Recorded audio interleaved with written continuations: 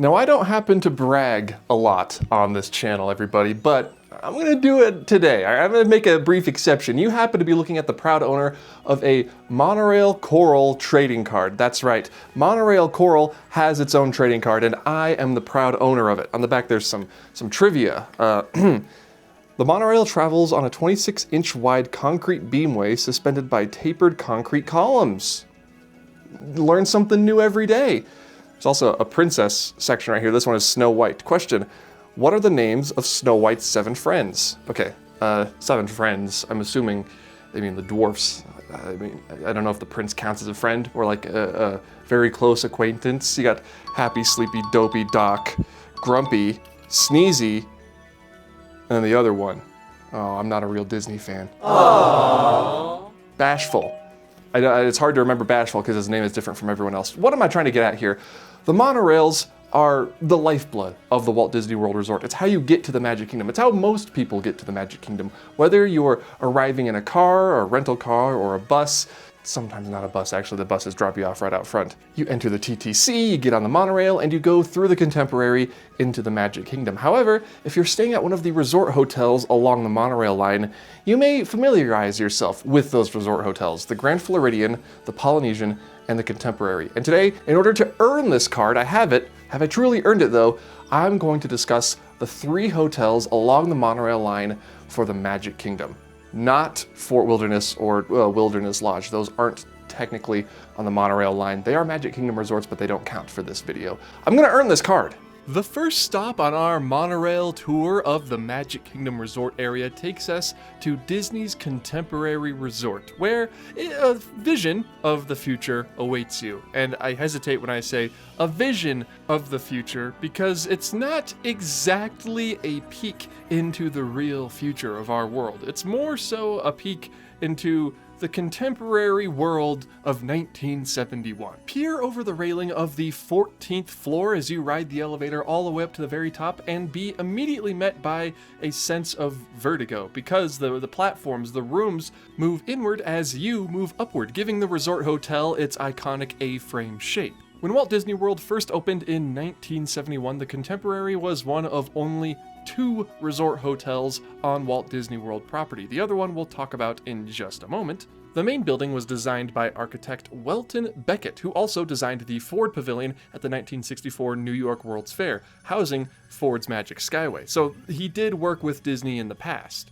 The main atrium of the Contemporary is called the Grand Canyon Concourse, and not just because standing in it makes you feel like you're standing in the midst of a huge canyon, but also because of the mural that adorns one of the central pillars, the Grand Canyon mural, famously done by Mary Blair, featuring the 5-legged goat, a goat that has 5 legs.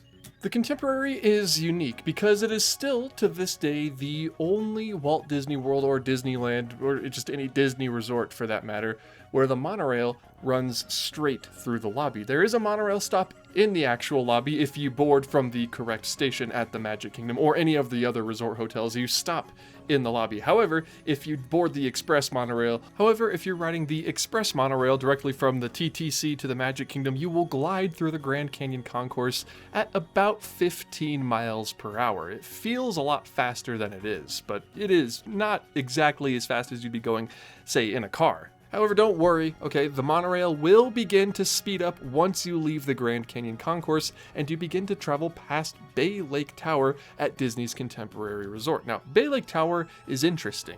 Now, you see, Bay Lake Tower is interesting in that it isn't quite as interesting as the original Contemporary building that was there from 1971.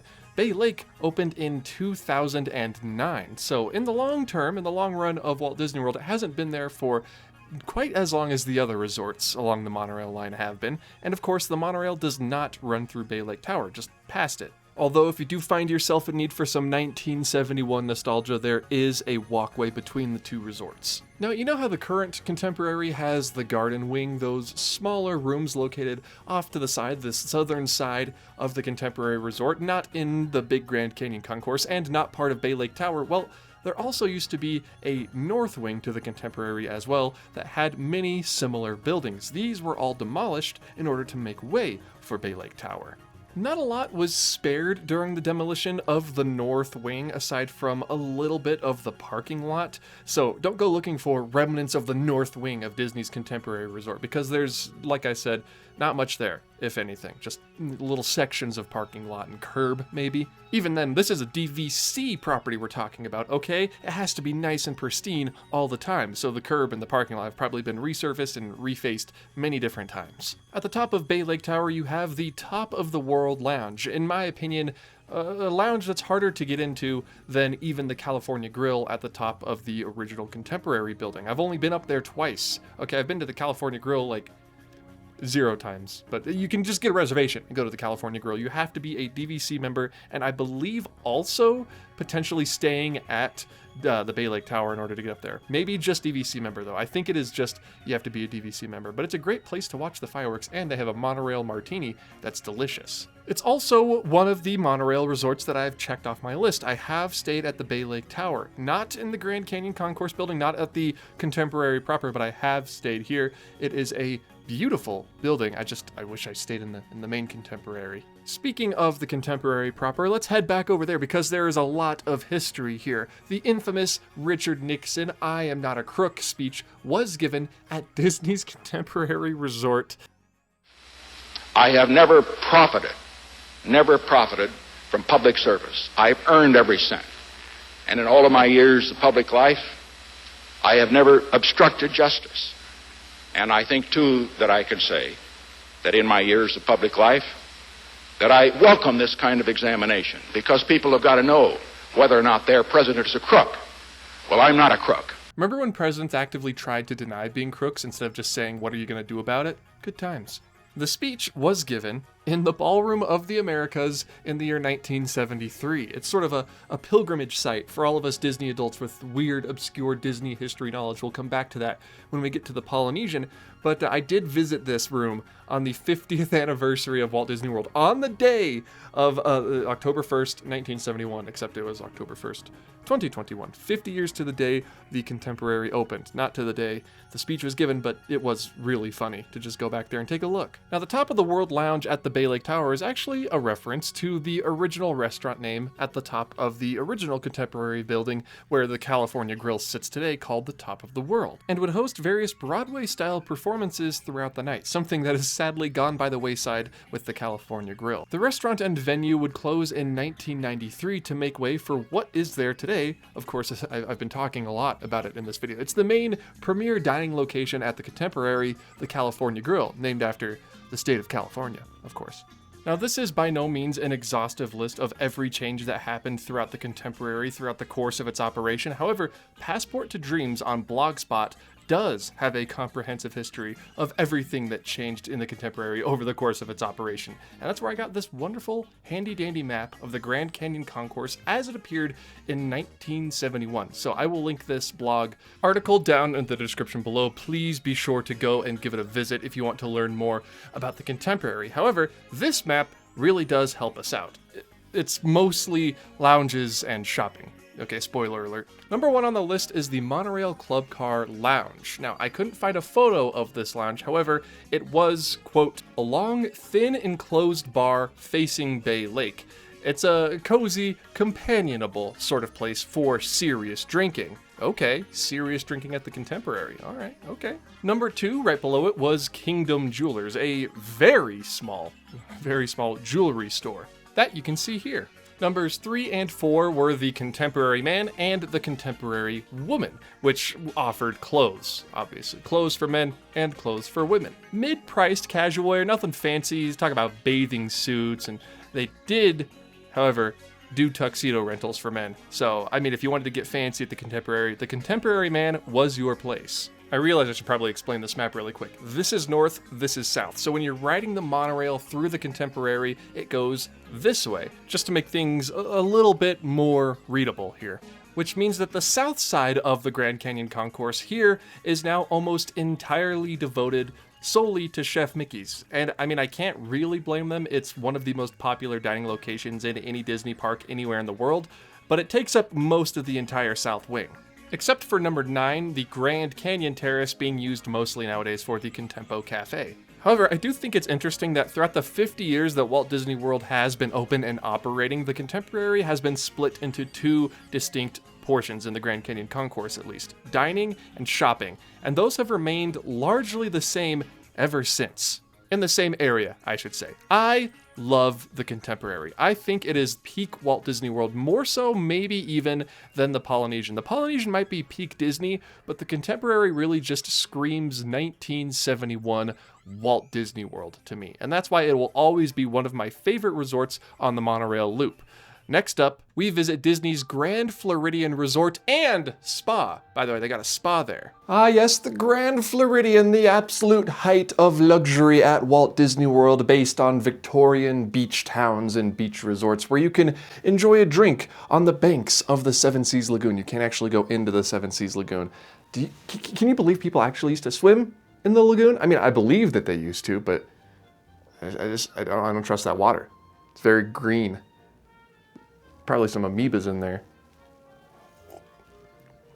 Probably eat your brain. Yes, it has a spa. Yes, there's a monorail stop. Yes, there's a Michelin star restaurant there, but I want to know more about the Grand Floridian. I want to know its secrets, its details, its hidden little nooks and crannies where you don't usually look, that hold something sometimes a little bit more than fancy, sometimes something decadent. It's a way bigger word than fancy. Now, for some, it might be easy to assume that the Grand Floridian opened in 1971 alongside the other two monorail resorts, the Polynesian and the Contemporary. However, this is not true. Now, you would be forgiven in thinking that it opened in 71 alongside the other two because it is, after all, on the monorail loop. But no, it actually opened in 1988. That's 1 year before Disney's Hollywood Studios opened under Michael Eisner. It just feels like it's been there forever, at least for me. It's been there, 11 years before I was even alive. And I think this works in the resort's favor. It feels like it's been there from day one. The Grand Floridian is, without a doubt, the fanciest resort on Walt Disney World property. It's where all the rich celebrities stay. It's where all the heads of state will stay if they go to Walt Disney World. It's very prim, it's very proper, it's very fancy. I've stayed there twice in my life, and I'm very glad that I did because it's awesome. Now, the architecture of the Grand Floridian itself was directly inspired by the Hotel del Coronado in California, not the Coronado Springs Hotel in Orlando. Two different hotels. The resort was designed by the architecture firm Wimberley, Allison, Tong, and Gu. I really want to meet Gu. And occupies the land of what would have been an Asian-themed resort in the original Grand Master Plan for the Disney World project. Not Walt Disney World, just Disney World. They changed that after Walt died. It seems they ended up keeping the color scheme. Let's just slide this bad boy out of storage. Goodness, look at that. Okay, of course we have the Contemporary right here. I do believe that ended up moving down to where this Venetian resort is located currently. Get the camera right. Contemporary, Venetian, and then down here we have the Poly that more or less stayed in the same location. And then over here where the Grand Flow would sort of be in this area, you have the Asian resort. And then of course you have the Magic Kingdom here with, of course, the most important attraction of them all, Haunted Mansion. Now, as we move inside the resort, the restaurants that were there on opening day include 1900 Park Fare, which may sound familiar because it's still there and it's still called the same thing.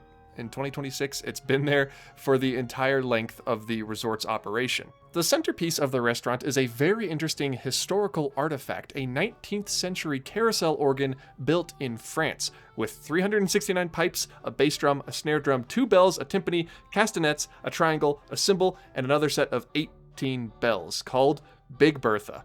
Now, Big Bertha has her own very complicated, very storied history of traveling the world before ending up with the Walt Disney Company in Walt Disney World Resort in the 70s, used to promote places like Epcot, believe it or not.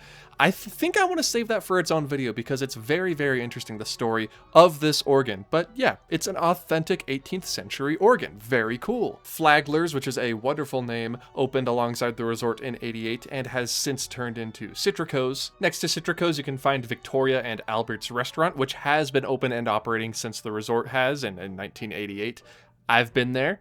It was very, very good. It was a lot of food. Even though these portions look really small, trust me, you will be full by like the third or fourth course, and then they just keep feeding you, okay? It is crazy. It was a great time. It was a wonderful time. Very fancy bathrooms. Check out the bathrooms if you ever go. It just now occurred to me that I filmed vertically like an idiot. Very cool. Michelin star, very fancy, very expensive, not for everybody. Definitely a one and done for me, maybe a two and done. I'd like to go back. Narcoossee's and the Grand Floridian Cafe were also present on opening day. Not a ton has changed at the Grand Floridian, although the lobby has recently undergone a massive transformation, including the lounge that's upstairs, not recently, but it was changed in about 2020 to the Enchanted Rose Lounge, and we have the new Birdcage Lounge, Birdcage bar, what's it called? Hold on. Oh, okay, I was way off. It's called The Perch, and it is as I was sort of mentioning before, a little bit of a birdcage style motif that replaced the previous birdcage that was there, just for aesthetic purposes. Here's something that was added after opening day though. The Disney Wedding Pavilion at the Grand Floridian opened in 1995, so a little bit after the opening of the rest of the resort, where you can have your very own fairy tale wedding at the Grand Floridian. This is Florida. I mean, if you wanted to, you could have your wedding at the Grand Californian. They do weddings there too, but there's no pavilion there, okay? This is the Wedding Pavilion. They don't got that over in Anaheim. And very quickly, before we talk about the third and final resort on the monorail loop of the Magic Kingdom, I want to talk about Kokomo, because the Beach Boys did, in fact, record the music video for Kokomo at the Grand Floridian Resort after it had recently opened. They're not in Kokomo, they're not in Bermuda or the Bahamas. They're actually just a quick monorail ride away from one of the best attractions at Walt Disney World, the Haunted Mansion. I'm sorry, I had to mention the Haunted Mansion before we moved on to my personal favorite resort on the monorail loop, Disney's Polynesian Village Resort. This is a big one. Now, based on my shirt and what I'm doing currently, I don't know how I can make my devotion to the Polynesian any more clear than it already is. The Polynesian is, in my opinion, the best resort hotel. And I'm gonna die on that hill. I love the vibes, I love the food and the drinks, I love the music, I love the ambiance, I love the plants, everything about the Polynesian is wonderful. And I'm gonna tell you why later on in the video, but looking at the time down below, you can tell that half of this video is dedicated solely to the Polynesian because there's just so much to talk about. There's so much to explore, there's so much history there because it opened in 1971. And of course, there's so many cast members with so many amazing stories. So grab yourself a piranha or a zombie head or a hippopotami and let's travel to the 7 seas together. For me, the undisputed king of the monorail resorts, the Disney's Polynesian Village Resort, that's its full name, by the way, that's what I was calling it that. Some people just call it the Polynesian, some people just call it the Poly. I can call it all three. Opened in 1971 along with the rest of Walt Disney World and alongside the Contemporary. The Polynesian in 1971, and even sort of still to this day, isn't really an accurate portrayal of Polynesian culture. It's more so a portrayal of the hugely popular tiki culture from the 1950s, 60s, and 70s. Now, to be clear, there are exceptions to this rule. Disney really did have some interesting displays of Polynesian culture throughout the years, which we'll talk about in a moment. But for the most part, it was more like an Adventureland resort or an Enchanted Tiki Room resort than it was an accurate representation of what it would be like to travel to these places, these islands in the Pacific. But that didn't make it any less fun, because the Polynesian is very, very fun. Interestingly, during the construction of the Polynesian, the steel structure of the great big ceremonial houses that housed the rooms were erected on site, and the prefabricated resort rooms, either with the beds and the chairs and the desks, had the rest of the building construction go up around it. Sort of modular style, similar to how it was done across the Seven Seas Lagoon at the Contemporary, although just a bit different. The Contemporary rooms were slid into place. Unfortunately, this left open spaces in between each of the rooms that would eventually grow to become moldy because the Polynesian was built in Central Florida, alongside the banks of the Seven Seas Lagoon. So these spaces were filled in, and when they added more rooms later on, they were just constructed this traditional way. They just built the rooms into the building, as opposed to constructing the building around the rooms. In 71, it opened with 8 longhouses: Bali Hai, Bora Bora, Fiji, Hawaii, Maui, Samoa, Tahiti, and Tonga, and then they added Moorea and Pago Pago later in 1985. And, as you may have noticed if you've stayed at the Polynesian recently, these are not the names of the longhouses today. 10 of the 11 existing longhouses were renamed. Bali Hai became Tonga, Bora Bora became Niue, Hawaii became Samoa, Maui became Rarotonga, Moorea became Tahiti, Oahu became Tokelau, Pagu Pagu became Rapa Nui, Samoa became Tuvalu, and Tahiti became Aotearoa, and Tonga lastly became Hawaii. Fiji, though, stayed the same. Fiji is just Fiji. Always has been, always will be. Oh, and the little guy on the signs and the statue in the lobby, that's Maui. In my opinion, my humble opinion, the superior version of Maui. I'm sorry, Dwayne, but this guy's he's just very cute. He's sort of the unofficial mascot, or the official mascot. Screw it, he's the official mascot of Disney's Polynesian Village Resort. Again, full legal name there. Now, back to obscure pieces of history for the resorts. In 1974, 3 years after the Polynesian opened, popular musician and bug John Lennon happened to book a room at the hotel. And at the time, I suppose you could call him a former bug, because 4 years previously, in 1970, the Beatles had all sort of gone their separate ways, but they still existed as a band legally. But it was in 1974, in room 1601, in what is today the Samoa building, what used to be back then the Hawaii building, where John Lennon officially signed the document that legally ended the band The Beatles. So if you ever want to tell your friends that the Beatles broke up at the Polynesian or at Disney World or at a Disney park, you technically can. I guess Polynesian's not a park. You can tell them that the Beatles broke up legally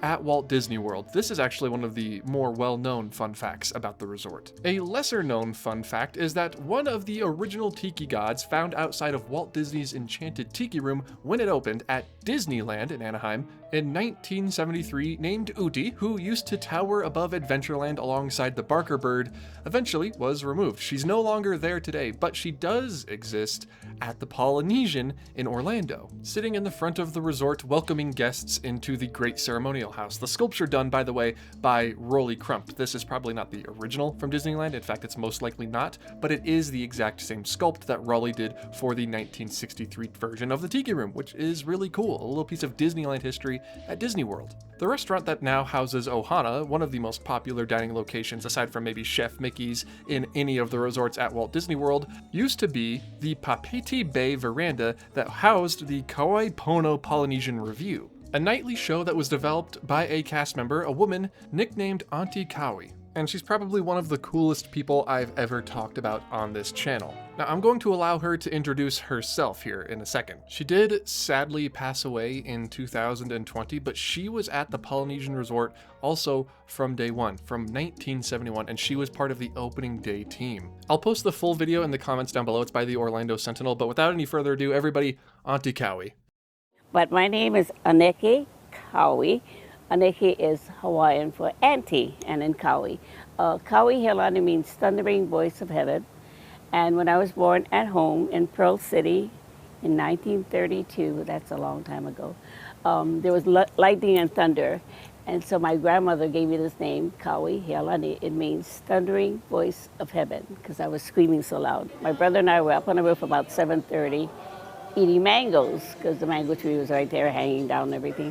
And then we saw these planes coming over, these white planes, airplanes with this little round sun on it. And we looked at it and we thought, oh, that's cool. Then it looked like they were doing dogfighting and they were burning and stuff. I go, that looks like real fire. How do they do that? Then my mom told me, it's war, get off the roof. And I said, what's war? We didn't know what war was, but we learned what war was. It was a tough time at that time. We had curfew. We had they took away all my Japanese friends that lived in Pearl City where I lived. And they put them in concentration camps, and they had nothing to do with the war itself. But it was a sad time. I make flower leis for the guests and for honeymooners, anniversary couples, and for special events. My boss, it was Tavana. He's a very well-known entertainer, Tahitian. He still lives in Tahiti. He had a show at the Queen Surf in Waikiki, and then he had a show at the Ala Moana Center at the hotel. And I was part of that show. I was the MC and a dancer. And so Disney apparently had gone over to see him for like 3 years in a row, asking him to take a show over to Disneyland. And he said, oh, come back next year. They did. And come back next year 3 times. So then they said, we'll go find somebody else. He said, oh, never mind. You go. He just points. You go, just like that. He's Tahitian, you know, and I'm kind of spooky. But I said, I don't want to go. He said, why? I said, because I've always heard once you leave Hawaii, you never go back. And I guess it's true because we left Hawaii for the summer of 1971, came up here to Florida only to help them open up the Polynesian resort, and here I am. We're going through a renaissance right now in Hawaii, and since we're so far away from Hawaii, it's very important for us here to keep up our culture in Hawaii. I started teaching in '71 the hula to the little kids here, and basically to my grandkids, because I wanted, my children, and then their children, because I wanted them to learn what I learned, and then try to pass it on. It's very important that we do that. Okay, that was a long segment, but is she not like the coolest person you've ever seen? Now, as I mentioned, Auntie Cowie sadly did pass away in January of 2020, and I'm hoping that there's some cast members at the Polynesian keeping her vision, keeping her spirit alive there, because the hotel, the resort, is so special, and it's so unique when it comes to Disney, and even just resort hotels in general. It's a destination in of itself, and I think part of that is because of the people who work there and the culture that it represents. Segueing from that, next door to the Polynesian, there used to be the Spirit of Aloha dinner show, and this is actually where I got married, at Disney World. Not in the wedding pavilion, but at the Polynesian, which is maybe another reason why I love the hotel so much. Back when Luau Point was open, this really cool, old, intertwined tree used to be there. I believe they relocated it. I have to look up where they moved it. Okay, so it's just right across from the splash pad, the Moana splash pad they built for the Island Tower. That tree is still there, which I'm so happy they kept it. It's a beautiful tree. Now, the dinner show featured different dancers and different dances from all over the Pacific Islands. And it is one of the extinct experiences at Walt Disney World that I am very sad to say I never got to see. I explored Luau Point day in, day out. Whenever I was at Disney World or at the Magic Kingdom, I would love to go just walk the grounds, as long as I wasn't passing any chains or going in any cast member areas. I would just walk around Luau Point.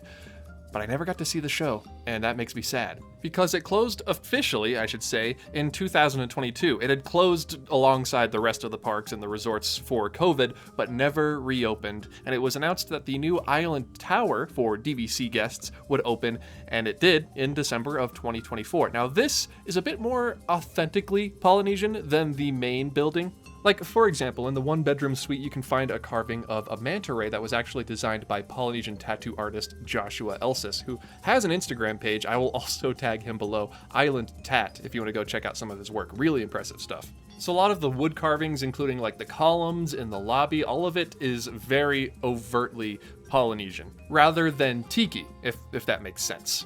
And I'm going to give my opinion here. It's time for Dallin's Opinion on Things, my favorite segment of the show. A lot of people were upset when they announced they were removing Spirit of Aloha and building the DVC Tower, especially when they released the concept art for it. And I gotta say, I think the outside needs some work. I think the outside of the Island Tower doesn't match up with the rest of the hotels on the Seven Seas Lagoon, and it certainly doesn't match up with the rest of the Polynesian. I think they need to change the paint tones a little bit to match the main buildings and maybe change up the roof to add the sort of spires that are on the main longhouses at the Polynesian. I think they could fix it if they wanted to.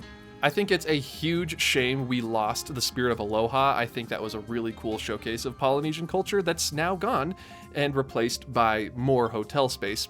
All of that being said, I do like the Island Tower, okay? Minus the outside, I think it's great. I think Wailulu is wonderful if you've ever eaten there. The lobby is beautiful, the rooms are great. I just wish they do something with the outside, and I wish somehow they could bring back Spirit of Aloha.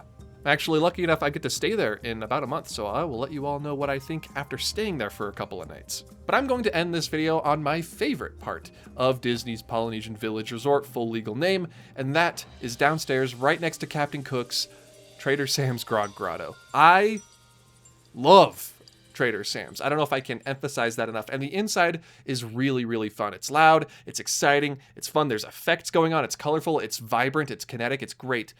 But I'm going to be crazy here, and I'm going to say the patio for Trader Sam's is one of the best experiences you could have at Walt Disney World, especially if it's at night in the summertime or the springtime, where it's not too hot outside, but you're still nice, warm, toasty.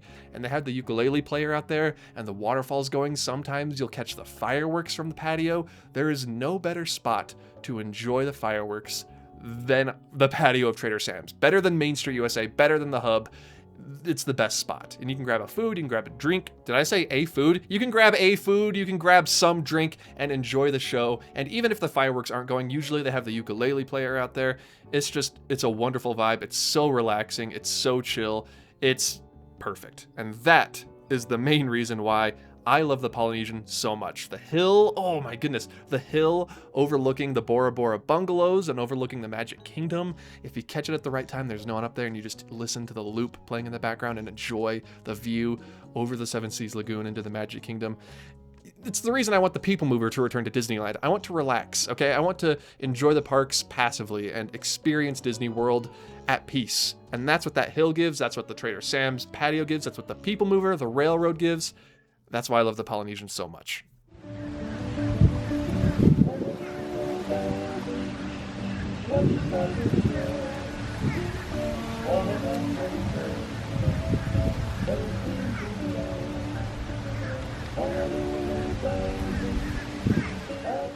It's unlike anything else in the world. I love it so much. And there you have it. There it is. We officially covered all 3 of the monorail resorts in this video. I hope you learned something along the way. I certainly did. I learned so much. And hopefully I earned this monorail coral trading card.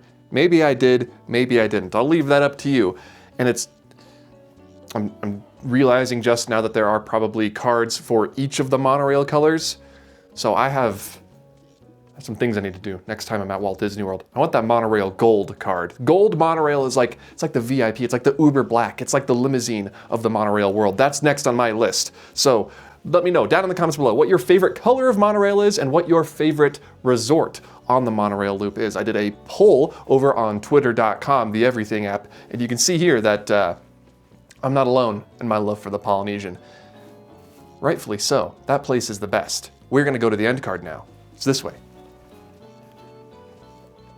Gotta put this card back. Hello there, everybody. Thank you all so much for watching this video on secrets, details, and history of the monorail resorts at Walt Disney World, at the Magic Kingdom resort area. If you enjoyed this video, please be sure to hit the like button. And if you're new around here and you want more videos similar to this one, just talking about fun little details, some secrets, and of course the backstories, hit the subscribe button. A very special thank you, as always, to all of my supporters over at patreon.com/offhanddisney. They are the ones who help make all of this possible. Me making these videos, me collecting the footage, me doing the research, all of that is thanks to them. If you want to join their ranks, you can for even just $1 a month. The tiers go up from there, but you get early access to episodes. If that sounds interesting to you, head down to the description below. However, if you'd rather follow me for free, you can absolutely do that. I am at Offhand Disney on Twitter, Instagram, TikTok, and Blue Sky. You can find me on those websites. But everybody, that is it for this week's video. I really do hope you all appreciated it. I hope you watched it. I hope you enjoyed it. I mean, if you're watching this, that means you watched it. So if you're watching this, thank you. And we'll have a code word. Remember when we used to do the code words at the end of the video? That was fun. Let's do, let's Dole Whip, all right? Dole Whip is gonna be the secret code to let me know that you got to the end of the video. I know some people will say, oh, the Polynesian's the best because you can get a Dole Whip there, but me and you will know, all right? Me and you will know if you actually got to the end of the video by commenting anything containing the word Dole or the word Whip in the comments below, all right? Thank you again, everybody. I'll see you next week. Goodbye.